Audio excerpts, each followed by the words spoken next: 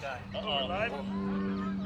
Hey guys, just before we start, thank you guys. I really appreciate it. We appreciate you. We appreciate you. Thanks, Rob. I just want it to be fun, informal. If you guys feel compelled or not to answer one of the questions, please keep it up. I want everyone to get a chance to talk. Percent, yeah, that's a good idea. Okay, we're gonna start in 3, 2, 1. Recording. We're gonna start with introductions. Al. Aloha guys. Hey, I'm Alan Carpenter. I'm one of the OGs of the Hawaii Lacrosse Club.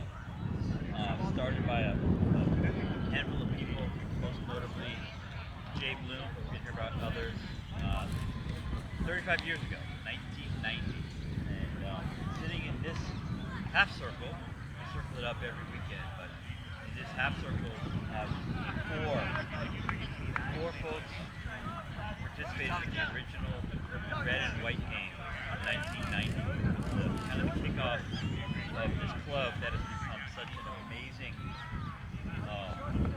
family for all of us here. And I'm really glad to share the circle with these folks. Again, I'm Alan Carpenter. I want you guys to introduce themselves. I want to start asking questions about what Hawaii Lacrosse means to them. Aloha, I'm Uncle Kento. Everything I know about lacrosse, I learned from Hawaii Lacrosse. I was my freshman year in college. I joined a fraternity that made up the whole lacrosse club.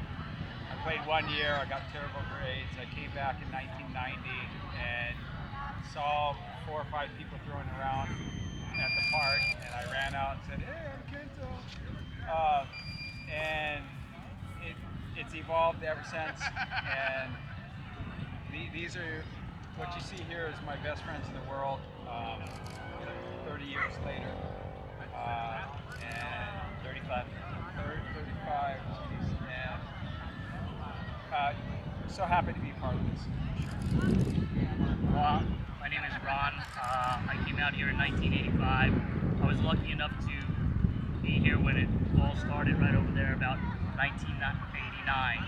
There were 6 gentlemen who were just passing it around, and we just passed it around every week to make sure that we were here at the same time every week to get people to come more and more.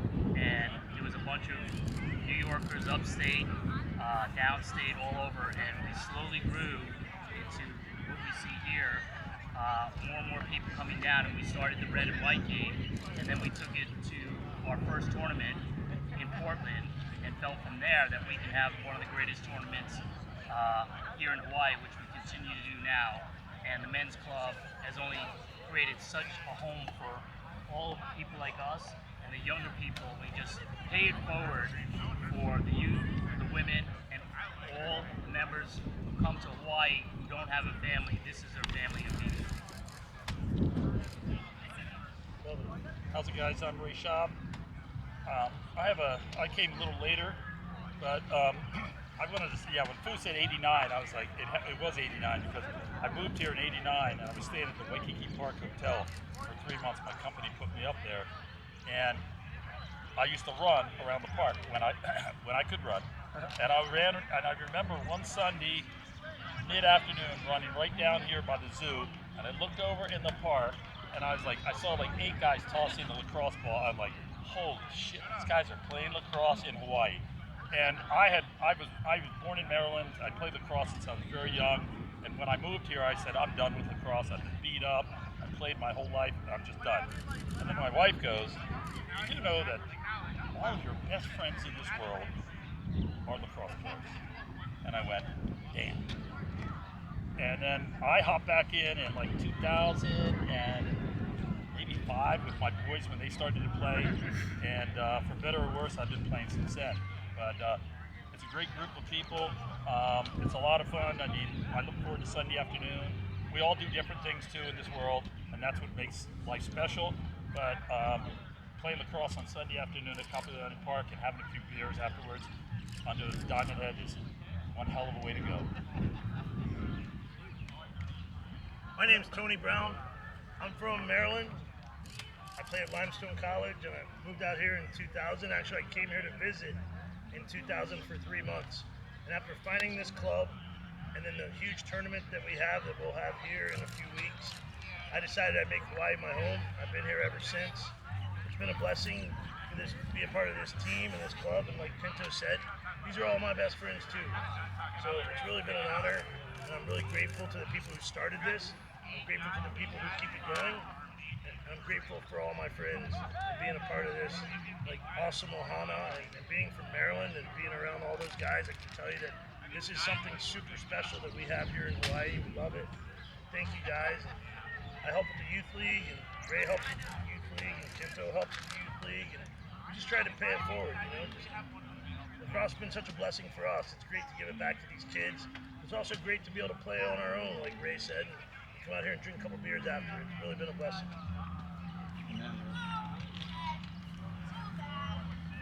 Aloha no kako o Edward Halealoha Ayau.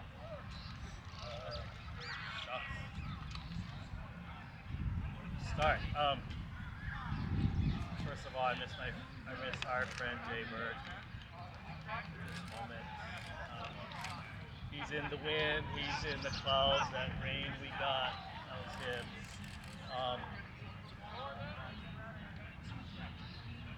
I had a great friendship on the field and off the field with him. But he used to always tell me, it was funny as hell, he used to always tell me the guilt he felt living in Hawaii, but he wasn't Hawaiian. He used to tell me, I know a lot of Hawaiians. And that man had so much aloha. He was always the guy looking after us at the bar. He was always the guy opening his home to us. He was always the guy feeding, you know, like you're guarding him and he's getting an assist off of you. I mean, he was full of aloha. And I miss him. I miss him a lot. Lacrosse, for me, is I have blood relatives. These are my cross relatives. These are my brothers, and you know, we all get it. The funny thing is, we can see each other in the field on a Sunday, but if we're ever someplace else and something goes down, we'll all jump in. It's automatic because of the brotherhood. And I love that. And I miss Jaybird, man. I miss them all. I know that one day we're all going to be together. I get that. But until then, it's holding my heart. So we play for Jay, play for the creator, and we play for each other. Play for Jay. Aloha, I'm Sparkee. I came out here in 91 or maybe early 92 and was driving, didn't even have a car, I had a rental car. I was driving down, I was at Makapu and I was driving by the polo fields in Waimanalo and I saw a lacrosse tournament happening over there. And pulled over, parked the rental Jeep, and as soon as I got out, some hot chick in a golf cart pulled up with a holster full of tequila, and I found my home. I met Kinto, met Jay Bird that day, and playing with these guys ever since. And I've had a pretty successful life out here these past 30-some years, and I don't think it would have been possible without this Ohana and its support over the years. And so, and Jay Bird, to me, I know he wasn't the original godfather of this club per se, but he was to me, and he was also just a mentor, both personally and professionally, and yeah, I owe him and this whole group just a ton for being able to make it out here as a dumb Howie kid. So yeah, I appreciate you all. Love you guys. Alan, do you have any questions you want to ask the panel? Yeah, so let's report this Jaybird thing, because Jaybird was in the heart and soul last thing he told me. I didn't know that he was going to be gone when he did. But last year, just before the second red white game, and he mentioned that he wanted this tradition to continue. Right? And it's amazing that it took us that long to get to the second game. Third game this year, I think we're going to continue this tradition forever. But what I remember of that game, it was super competitive on the field. Like almost everyone on Sunday somehow happens to be. But Jay, for those who haven't seen the original one, Jay ended up narrating the game after the fact, and just to go back and listen to that and relive that and listen to his words, almost from beyond the grave, which I've done. And what I remember about Jay is that he was among the most supportive people ever, right? Super competitive on the field, super supportive off the field. And in his commentary in that first game, all he had was positive words for everybody who played. I mean, he paid me one of the greatest compliments I've ever seen, ever heard. I mean, he even had positive words about Kento's game. And trust me, in 1990, those were tough to conquer. But Not much going on with Kento's game back then. He was there to make us look. He was as competitive as possible, and he was a superstar. Right? He literally was the guy. He would be the all-time leading scorer for this club when we kept those stats. Those records will never be broken, but he was humble to the core. And so what I will always remember is Jay constantly lifting us all up, right? Lifting us up to his level, even though we can never achieve it. And so that's my memory, and I'd love to hear your memory of Jay personally. Jaybird to me was like a big brother. We were 11 years, almost to the day, in separation of age, and he would go like this to my head and then browbeat me and talk to me like a little brother, but he was always there for me, 100%. Back in the day, him and Harry Jackson, we would, every practice we would start out with line drills, fast break drills, and I learned more about lacrosse from Jaybird than anybody else in the world. He was always just teaching. I moved away for a good stretch to the Big Island and raised kids and stuff like that. And when I got married, I called Jaybird and I'm like, hey bro, can you rank some lacrosse guys? And he organized this whole group from to come to my wedding. And we didn't even have cell phones back then. I don't know how it all worked out, but he apparently called all you guys, and you guys came to the wedding. And a big brother is how I remember James. Very loving, very supportive, and just always there. And Jaybird had his demons, and Jaybird would confide in me and his struggle with that, and we just have this bond that was freaking amazing. Like a big brother. So anybody got a specific memory about Jay you want to share? Otherwise, there are poignant moments on and off the field for Hawaii Lacrosse. So give us something that Hawaii Lacrosse means to you. I'll just do real quick on what Hawaii Lacrosse means to me. Like I said, I've been there for such a long time now. I mean, Jaybird, founding fathers, we just wanted exactly what it is today to happen. So our dream has come true, and it's up to the younger guys to keep it going. We paid forward. When I was young, I started at 18 here. Kento was probably 19 when he joined. I remember the older guys teaching me how to survive here, get a job, and now we do that why we teach them. They become a family immediately. We have lacrosse. We have a family that just takes care of each other, and we play lacrosse. And I think that's the dream we wanted here, and I'm so glad to say it continues on, and it's only through people like this and instilling it in the younger guys. So I want to thank all of you and everybody else out there that does this. And that's what the dream was from the founding fathers. If I could just kind of give them an example of what Drew's talking about, when we were kind of thinking about these things. 5 or so years ago, I had to move, and Dana and I needed just some help moving a couch or something like that, and maybe borrow a truck. And I put the word out to these guys, if a couple guys could come give me a hand to move, and 15, 20 guys showed up and had my freaking house. I moved out of my house in like 15 minutes. I'd like to say I was there. That's these boys, man. That's the Ohana, and that's an example of what it's all about. Just one phone call, and you got everybody showing up, willing to help. So it's a good thing.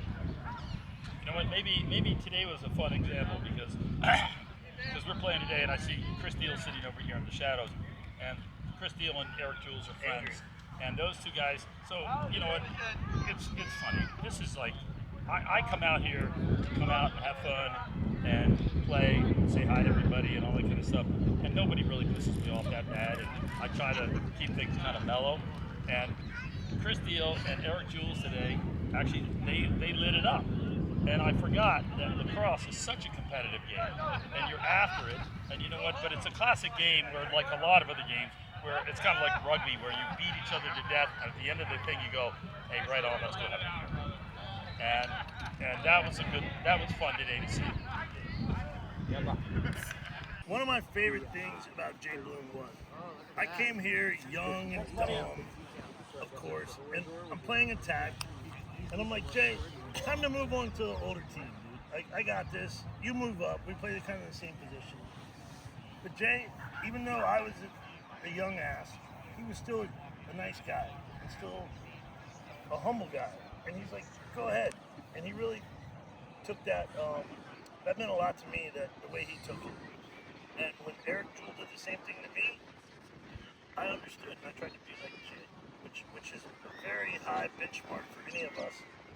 And to be like Jay is like top of the chain, right? So now I learned a lot about Jay, and he became one of my closest confidants after that. Let's all just give a couple of favorite lacrosse memories. 3 decades, right? Amazing. Okay, my favorite one was I'm playing long stick mini and I'm open for the clear and they're about to pass it to me and Jaybird goes, he calls out, give it to a ball handler, give it to a ball handler, and they throw it to Jay and he drops the pass and give it to a ball handler is like legendary now. That is legendary. Give it to a ball handler. Get it to a ball handler. But love that man. I just wanted to thank Jay for all of my dirt dabs that he picked up over the years.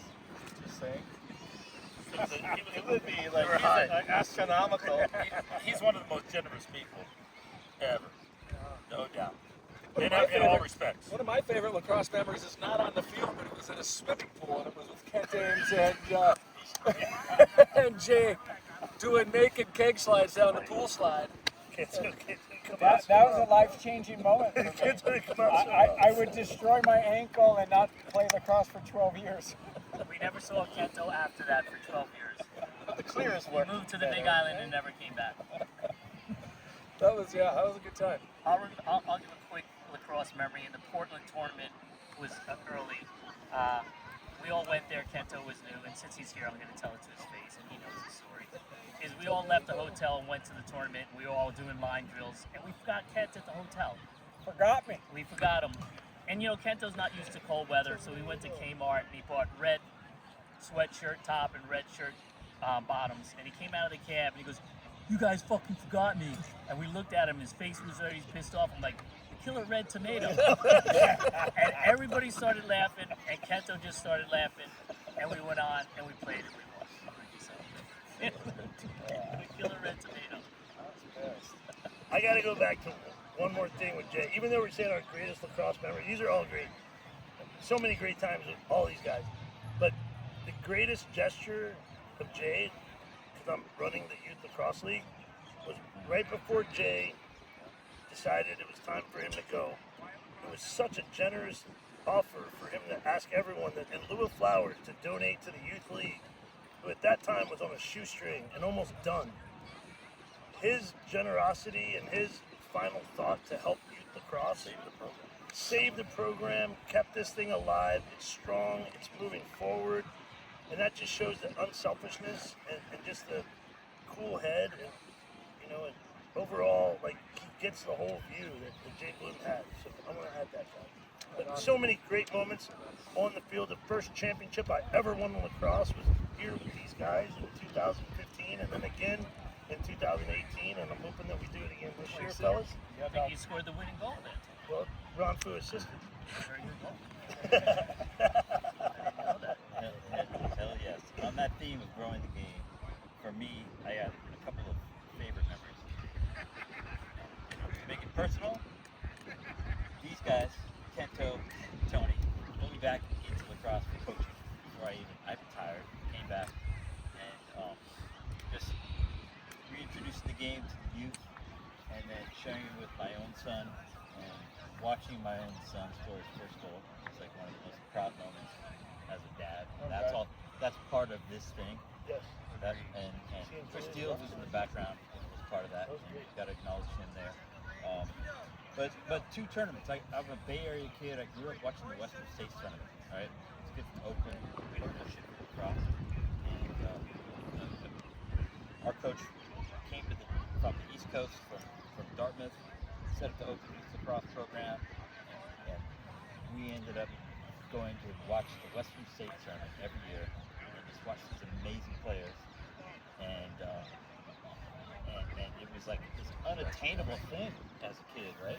Watching this, but then I moved to Hawaii, and in 1994 the Hawaii team went to Western States, fucking won the thing. Won it. Won it, right?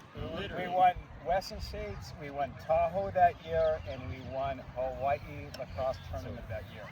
All in 1 year. Yeah, That's watching awesome. the likes of That's Marin, awesome. which was the power program in Northern California, Sea Spray, which was the power program from British Columbia, Canada, and we beat those guys.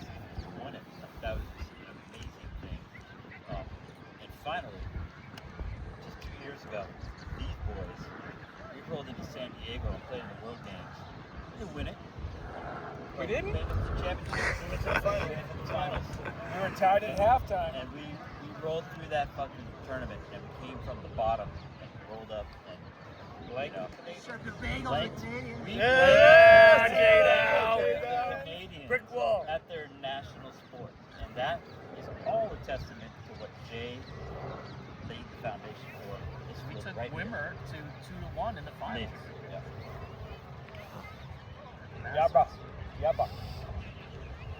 All right, Rob, thanks for organizing this for all of us and making it happen, and all the support. Corey Mabry, you still over there? Corey's a stud making this happen. You guys appreciate it. I can tell the Can we finish with two last things? We'll just quick roundtable. The question about something we might not know about you, and just one sentence each. All right. You know that question? We are bonded by lacrosse and everything that's happened in our lacrosse lives, mostly on this field. But let's share something nobody knows about us. Sparkee, start it up.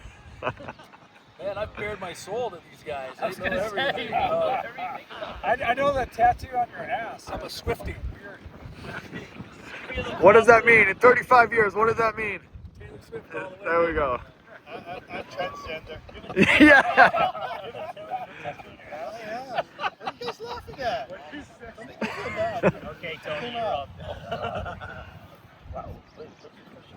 Something we don't know about. We don't know about you. I'm closet jealous of Ron Fu because he caught a bigger fish than me. How big was it? How big was it? His was 1,200, mine was 1,040. I'm jealous. Wow. What are you guys talking about me? No, not yet. I've lived a long time. I hope to live a lot longer. Maybe. I don't know. I don't know. I don't know. I don't know what you guys don't know about me. I play golf with all you knuckleheads and all the kind of stuff. Ask him tomorrow after his 70th birthday. Yeah. All right. Sorry. So what you don't know about me is that I know a lot about every one of you medically. As you know, Kevin, who's a physician assistant now, and it's going to take my role he's always because I have to treat every one of these guys and everybody else for some sort of a weird sickness that I'm not allowed to say. So, Actually, I do have an answer because Fu brought that up. Fu knows all of my passwords in my life. And if there's not a more frightening thing in this world, and his wife's. and my wife's, no, my wife's mostly. And if there's not anything more frightening, I don't know what is. Well, me, believe it or not, I'm not gay. I like all my daughter's friends think I could be gay, but I'm actually not. And I'm super friendly to everybody. He's actually the greatest dancer in the group, too. Yeah, and I He didn't tell you that. can cut a rug like no one's business. And I can rap. You can rap. All right. Interesting question, but for me, I think I don't know if everybody knows about adopted birth, and very recently, DNA testing, I met and got connected with my birth sister, my brother, and my birth father, and just last year, I met my birth father, at age 58, first time in my life, in Louisiana. Bonefuck, Louisiana. Is he a Trumpster, I right? think it was in Louisiana. Politically, we are quite different. But it was one of these profound, right?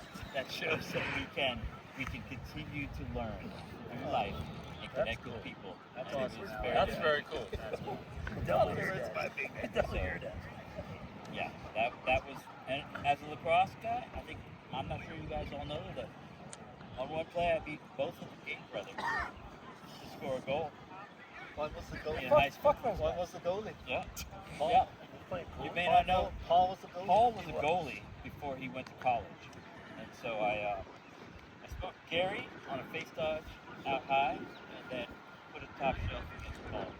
Yeah, Because Open Youth Lacrosse had an exchange program with the and so I played them multiple times on the West Coast. West Coast is the best. Cheers. One last thing, the very last question, just in 1 or 2 sentences each, just go across. All right. So the last thing I want to ask you guys is, do you have a message for the young guys and anything about the future of Hawaii Lacrosse? I do. For me, let me just start. I would say it's amazing to me to consider that after all we've been through, there are players now and in the future who will never really know Chamberlin personally. And so the stories that we keep alive and Hawaii was a world history that we constantly down so yeah, just remember the live. So, we have to say to the next generation. Well, the next generation is being led by several members, Crystal, Rob Hobbs, Seabass, and a countless crew that is pushing our program forward. And it's and they get it. They totally get it, and they're all in. They're all in. They realize how special it is, the love that's there, and they're pushing it forward. And I'm real optimistic about the future of our club. As we get older, that it's going to continue because this is something super special. I don't know if it's the air, the ocean, or what, but it's going to keep progressing for sure. So for me, I would just say, of course, from the cross side, grow the game, stay in it, help participate when outside help is needed for the leaders, because it takes a village. And then outside of lacrosse, look at the members and see who needs help outside of lacrosse. There are jobs, there are homes, there are roommates to be needed, there's things that you know that they need to survive in life as well as lacrosse.